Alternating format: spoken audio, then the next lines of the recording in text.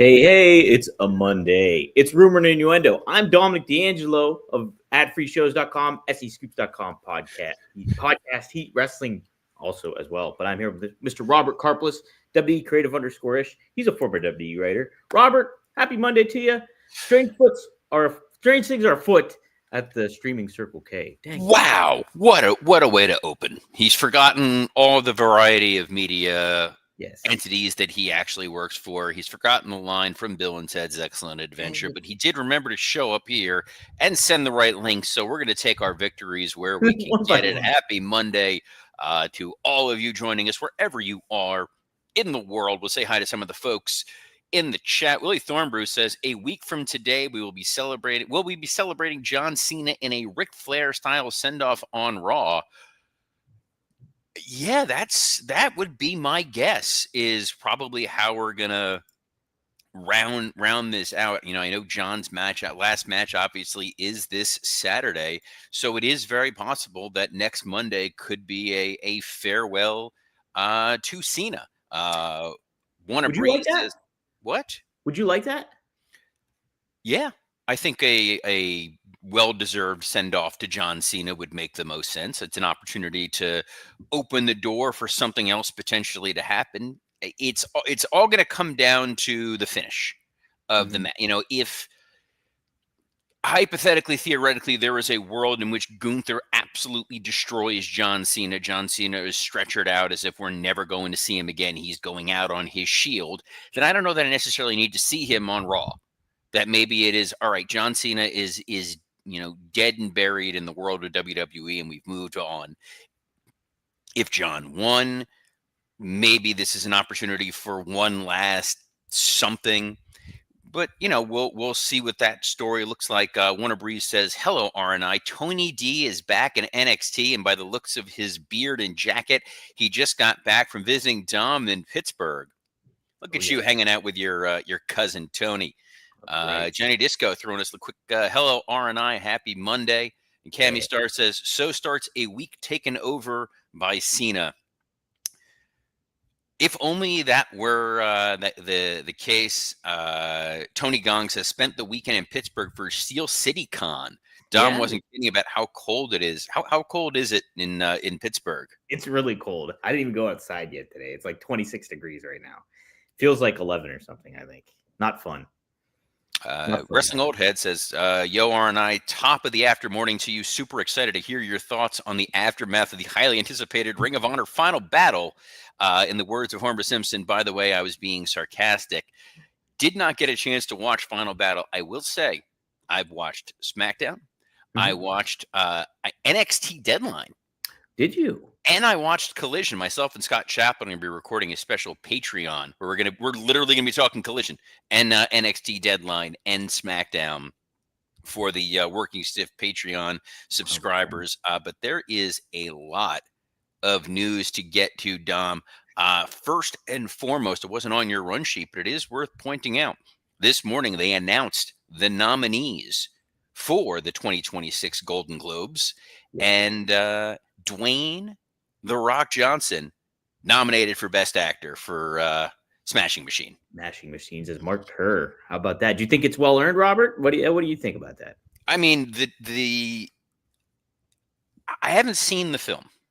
It isn't streaming in a situation yet where I'm comfortable with watching it. Namely, I'm not going to spend the $20 it costs to rent the Smashing Machine. I wasn't going to go out to the theaters necessarily to see it.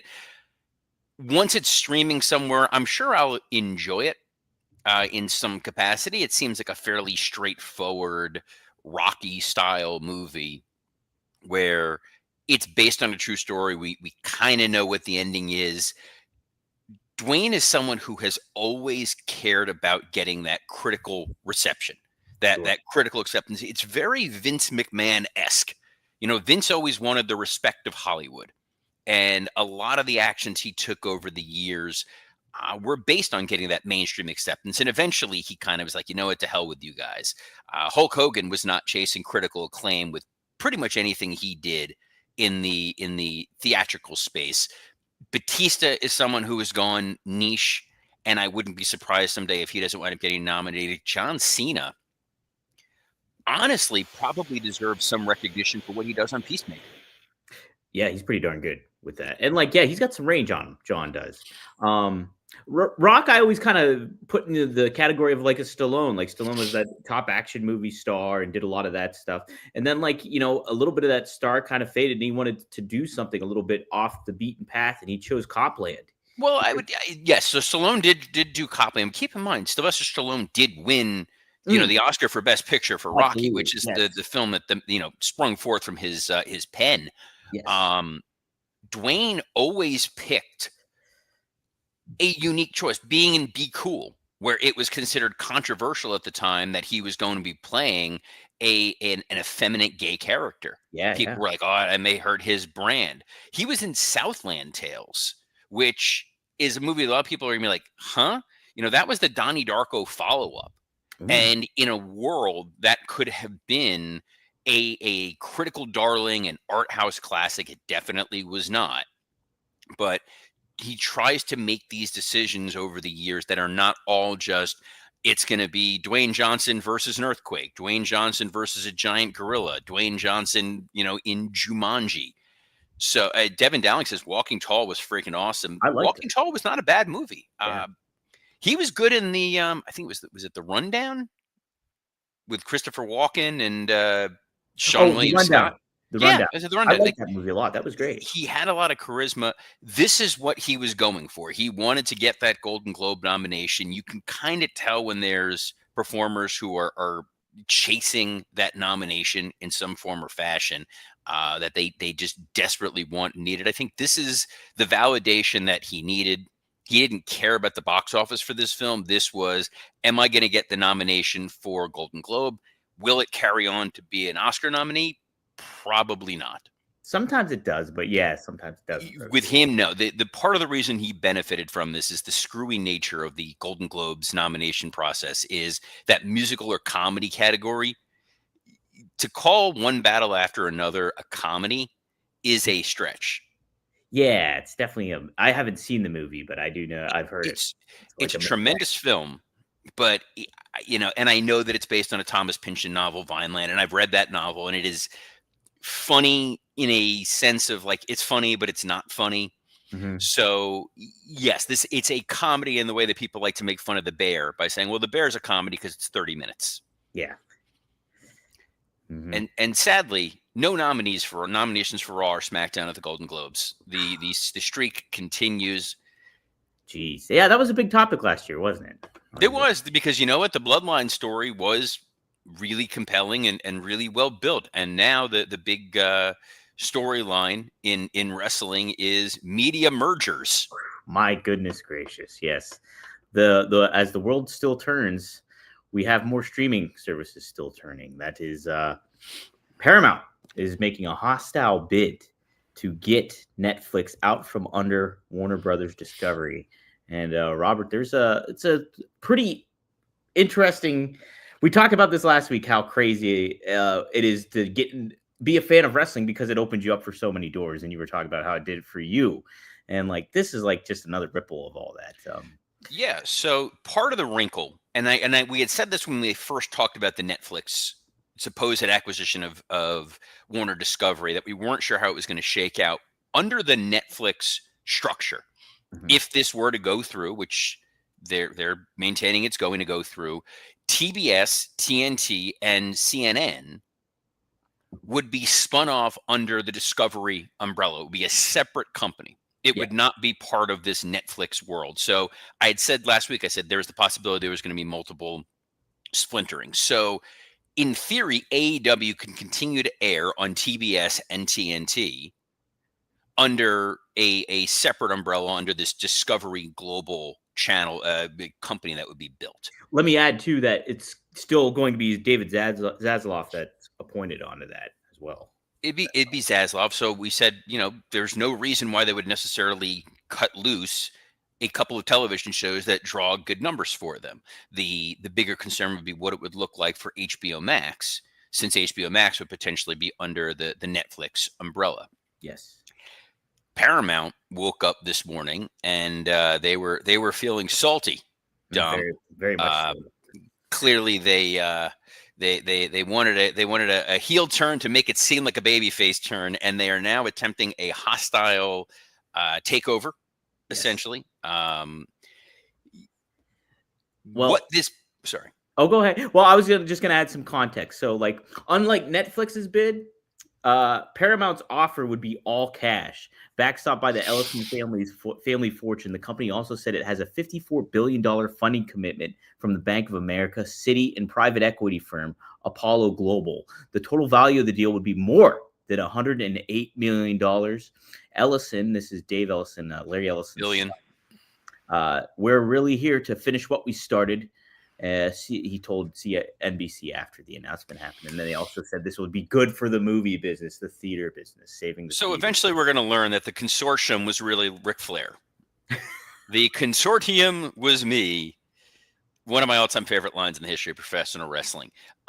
Tony Gong says, yes, Paramount is Seth Rollins cashing in at WrestleMania. So basically what happened here was the board at Warner Discovery selected the Netflix bid, and they were now going down the path of letting the lawyers do their lawyer thing, and then preparing to go in front of regulators to get that approved.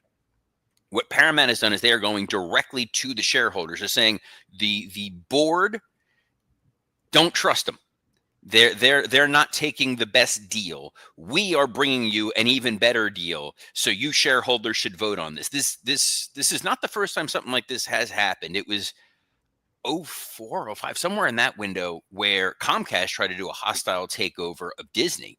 Wow. And they go directly to the shareholders to say, everyone that owns shares, you should vote for what you think is the better deal.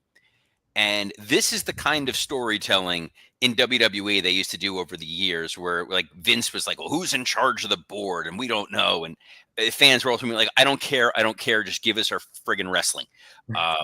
And that's the world that we wound up in, where this is important for the wrestling landscape right now is if Paramount ultimately winds up being successful in this, they would acquire TBS and TNT. Mm-hmm. This is the whole kit and caboodle. They would get TBS, TNT, and CNN, unlike the Netflix deal. And we know that Paramount is the future home of UFC starting next month, which is controlled by TKO. So now you are in a world where Paramount controlling the networks that's airing AEW, but is very much in bed with TKO. Will TKO try to leverage some control and saying, hey, let's try to push and get rid of Tony Khan and the programming that he's got there? It's going to get ugly. That's for damn sure. Right now, it's not going to affect WWE. They're still going to be on Netflix today, tomorrow, and forever until this deal is done. But we said last week, they are not single-threaded. They are sort of across all of the major entertainment platforms. They're on ESPN. They're on Peacock. They're on Paramount. They're on traditional television in some sense, with both being on the CW and on cable on the USA Network, as well as international streaming rights deals. It's just absolutely wild where we're at with it. And on the one hand, Netflix, people in the entertainment industry are concerned about it because they don't know what it's going to mean for theaters. Mm-hmm. The theater industry kind of did this to themselves. We think back, if you're Dom's age or my age, we remember growing up in the Napster era, where we were sick of paying $18, $20, up to $30 for a CD. Do you remember that, guys? Yes, going in, it was literally like locked, and you had to like undo the thing. And I worked at Target; it was a pain in the ass to undo that thing for people, just to be able to hear that one great Nickelback song that was constantly on WWE programming instead of I'm joking. There's no great Nickelback songs. There's no remotely tolerable Nickelback songs, but Napster gave way to the current world of here's what Spotify is, and here's what all the places you get our podcast and streaming. Right. Going to a movie theater is not a pleasant experience, hasn't been a pleasant experience for decades. In a lot of cities, a lot of the movie theaters are not really well kept up. the decorum and behavior of folks that are watching those movies. They're playing on their phone, they're talking, they're disruptive, the concession costs, the general just logistics of going out to a theater and it being worth your entertainment dollar has led to people saying, I'm much happier watching something on streaming. When industries make those changes, it's very hard to go back. Can you imagine if WWE tomorrow went back to the old pay-per-view model? Yeah. You We're could. going to spend 40, 50 bucks a month to watch, in your house, It's Time. It ain't going to happen. So I went to the movies maybe a handful of times a year. I did go to see one battle after another because people were like, you got to go see it. I think I saw Superman and Fantastic Four. Superman, And I used yeah. to go every week pretty much consistently. You'd go out to the movie theater. That was kind of your thing to do. Now that's not necessarily the case. And probably for a lot of you folks, the only thing that you watch on traditional television is wrestling. Everything else you're probably streaming. Yeah, that's totally. I would imagine so, unless you're a football fan too. That's it. Well, yeah. So in sports, but even that, I know there's people that there's ways for it to be streaming. Like I watch sports, I watch wrestling, and that's about it on linear traditional cable. Yeah.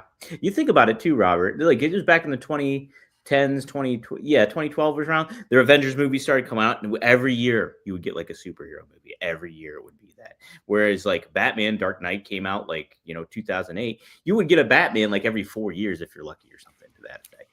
And that whole market got way oversaturated. Hollywood came up with this formula, and it really disenchanted, I think, a lot of moviegoers to make the movie experience feel significant. And to what you're saying too, the prices go up, theaters aren't as well kept anymore. Just a lot of different aspects going on. We That also really, saw the pivot for it within the world of wrestling. I mean, the wrestling audience used to get exploited a hell of a lot more to Mhm. go see movies. Maybe you get it WWE now once or twice a year that there's a movie that they really do a hard press on. I know Sure. Nobody 2 was pretty heavily promoted. I think Love Stinks was one of those, but it used to be the whole reason Arnold Schwarzenegger was on that episode of SmackDown was to promote the movie End of Days. That's right. Yeah. We got my all-time favorite, which was the Jeremy Piven Summerfest, where he was promoting that used car movie that he made, The Goods.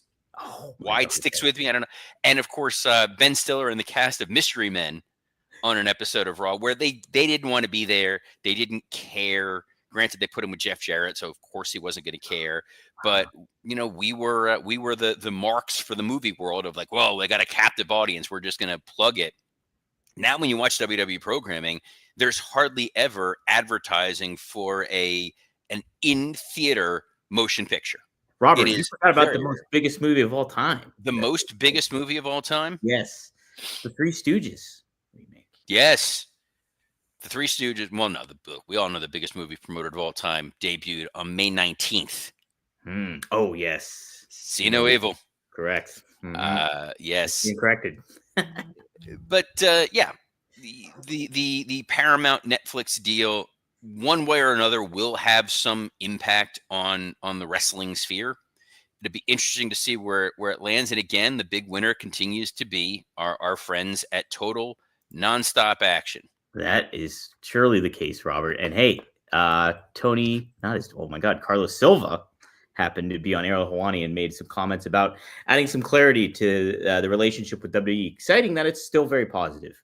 There's zero there actual factual anything to that statement regarding what Ariel Helwani had to say about like that deal, like controversy between them and WWE. Things are going great. I mean, Leon Slater was on CW last night in an 8-way on the NXT show. Li Ying just won the belt back at Madison Square Garden just a few weeks ago. Things are great. He also added to that being on WWE programming really helped put an eye out there for AMC to accrue them. So he credits WWE for that. So he's setting a positive relationship. Do you think this is all copacetic between TNA and WWE, Robert, or is this just kind of placating?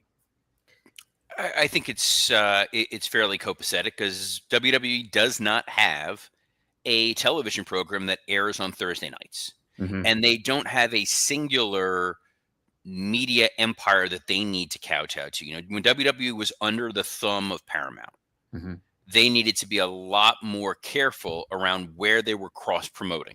So with Paramount, they had obviously the Spike TV relationship, the MTV relationship, the Simon and Schuster relationship, the way that the music was being released, the movies that were being promoted on WWE programming, all sort of had to be under that Paramount banner and keeping Paramount very, very happy in that short window of time in which those two had that relationship. Now, WWE is Switzerland. They are fairly agnostic. So if they can drive people to watch TNA, and TNA does better numbers, and they are a friendly to WWE, it further kind of hurts AEW, which, whether Hunter wants to admit it or not, is a benefit to World Wrestling Entertainment, because AEW in their mind is adversarial.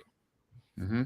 I know, and yeah, you just mentioned it too, just how Switzerland WWE is. It's a great spot for WWE to be in, because maybe one shoe drops, say something falls through with Netflix, or ESPN really doesn't like working with WWE, and something bad happens with that. They have other things that they can rely on and go somewhere else too. It's why I was so surprised that they did the Peacock deal, because the whole reason in building the WWE network years ago, what we had discussed when we were building WWE 24/7 to be the underlying engine for it, was if for whatever reason we needed to pull the plug on everything else, we just have our own platform.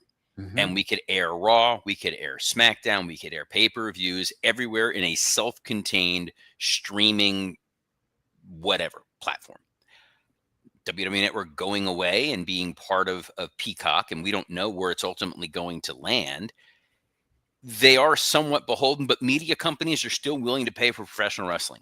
Mm-hmm. It is one of the few annuities that are still out there that they still see not only an inherent value, there's very little oversight and control.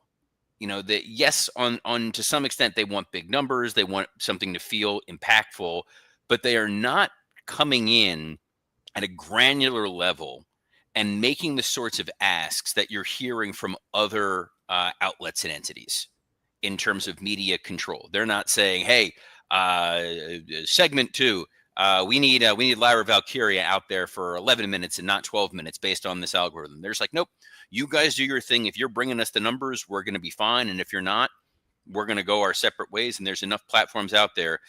WWE will always kind of wind up landing on its feet. Yeah, for sure. It's you put yourself in that position and you get that ultimate kind of autonomy to do what you want in certain ways. All right, Robert, let's preview Raw. Oh, yes. Do you have real quick thoughts on SmackDown? Obviously, Gunther advanced. He defeated LA Knight. That was the big takeaway from Friday night. But any other quick takeaways you have from SmackDown? The MFT's Wyatt 6 showdown went so much better than it had any right to. That crowd was super into it. They all loved it. I am a little, we said one of the big questions was, what are they going to do with Cody and what are they going to do with Drew? And guess what? We're just going to do more Cody and Drew. So there's that. Yeah, not probably the best route, but let's see what happens on. It's fine, but we got Raw tonight. It's the last Raw in which John Cena is technically an active member of the roster, Dom. He's not scheduled for it, though, but Gunther is scheduled for it. He's set to appear. What would you have Gunther do here on Raw to kind of bring in the hometown thing about Cena's last match coming up? I mean, he should bring in Denoise and Defunk, so maybe he'll put some trash can lids on his feet and he'll do some tap dancing for us. Hey, all right. I'm sure it'll be something along the lines of "I must break you." If there's as cheating as it is, as pandering as it is, I would throw R-Truth out there and let Gunther murder him. Okay. Let's go full Rocky. Let's go full Rocky 4. All right. I could get behind that. He's Ron Cena. This is hey, my last time is now, and I wanted to face John and I didn't get to, and you get this opportunity, and Gunther just straight up murders him. How overall do you feel about Gunther being his final opponent, Cena's? Who else could it have been? Yeah, no, I understand that. I think we got in the last year, we got one last Brock Lesnar match. We got one last Randy Orton match. We got one last CM Punk match. We got a Cody match. in terms of a guy who was really going to benefit from the rub. We already saw John Cena versus Solo. We've seen John Cena versus Austin Theory. Gunther was sort of the last guy, maybe with the exception of Braun Breaker, who hasn't had that opportunity with John Cena, and it can be meaningful and important. And Braun Breaker is clearly doing his own thing that's meaningful and important.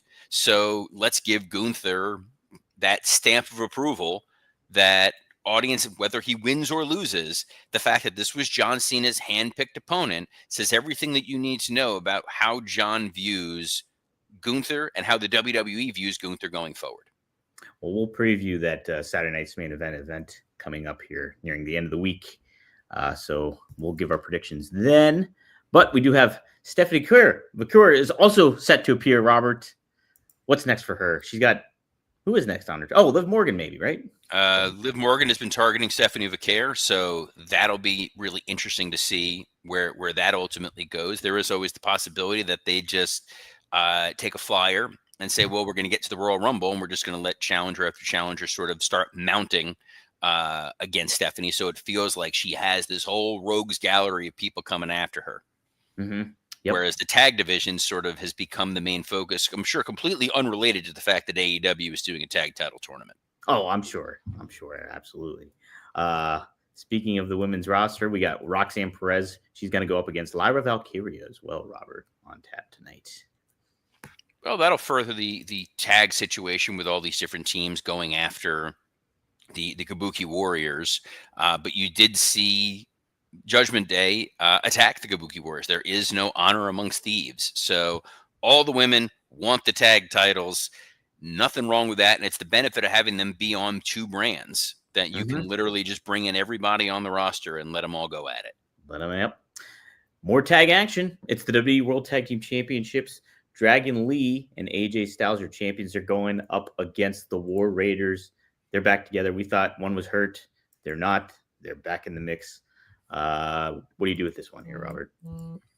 No reason to change course. I think it'll be a fun match. It should be a pretty spirited match. Just to remind people, hey, we do have tag team wrestling here, so let AJ and Dragon get a nice little win, and then move on to I don't know who. I don't know who really there is on the tag division. I got no clue. And then finally, Robert, Judgment Day represented again. We got Finn Balor. He's taking on Rey Mysterio. This is to get us to the inevitable Dom versus Rey match. Totally fine. I'm sure there will be, at some point on that show, a Vision promo. Mm-hmm. Maybe they finally reveal who the masked guy is. I think the longer this goes, the worse it's going to be, just because we know that the ultimate, it was me, Austin. It was me all along. Yeah, I'm with you. They got to do it sooner than later. So maybe hopefully we'll get it tonight. It's kind of an F, but it's not an is being able to be here every Monday through Friday at noon Eastern, as we are on a plethora of platforms, including WWE Creative_ISH X account, the @Dominic D'Angelo X account, the @SE Scoops X account, and on YouTube on Rumor and Innuendo, Podcast Heat, and ad-free shows. So on behalf of the most homeless-looking wrestling producer in all of podcasting, Dominic D'Angelo, I'm Robert Karpolis. Best of luck in your future endeavors. Look at this photograph. Every time I do, it makes me laugh.